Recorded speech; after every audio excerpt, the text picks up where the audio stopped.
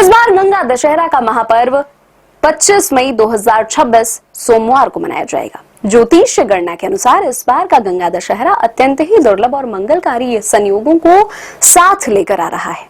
गंगा दशहरा के पावन पर्व पर इस बार कई दुर्लभ शुभ योगों का महासंयोग बन रहा है।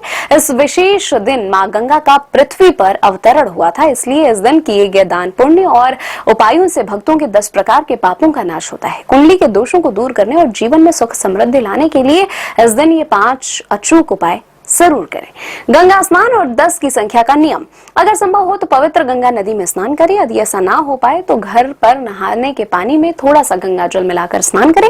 इस दिन 10 की संख्या का विशेष महत्व होता है, इसलिए स्नान के समय मां गंगा के 10 नामों का स्मरण करें। गंगा दशहरा की शाम को किसी मंदिर, नदी के घाट या घर के मुख्य द्वार और तुलसी के पास मिट्टी के 10 दीपक जलाएं। मां गंगा और भगवान शिव के निमित्त किया गया यह दीपदान जीवन के अंधकार और कष्टों को दूर कर घर में सकारात्मक ऊर्जा लाता है। सत्तू, मटका और मौसमी फलों का दान। जेठ के महीने में गर्मी अपने चरम पर होती है, इसलिए इस दिन शीतल चीजों का दान महापुण्य फल देता है। किसी ब्राह्मण या जरूरतमंद व्यक्ति को पानी से भरा मिट्टी का घड़ा, सत्तू, खरबूजा, आम या पंखा दान करें।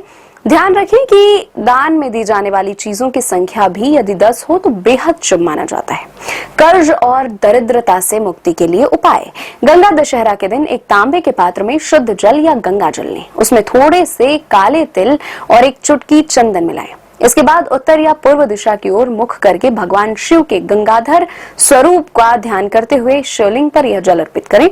इससे आर्थिक तंगी दूर होती है। गंगा स्त्रोत का पाठ।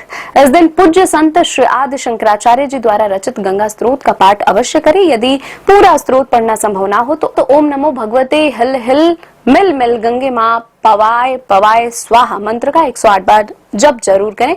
ऐसे मानसिक तनाव दूर होता है और सोची हुई योजनाएं सफल होती है। गंगा दशहरा पर किया गया दान न केवल आपके इस जन्म के कष्टों को काटता है, बल्कि पितरों की आत्मा को भी शांति और मोक्ष प्रदान करता है।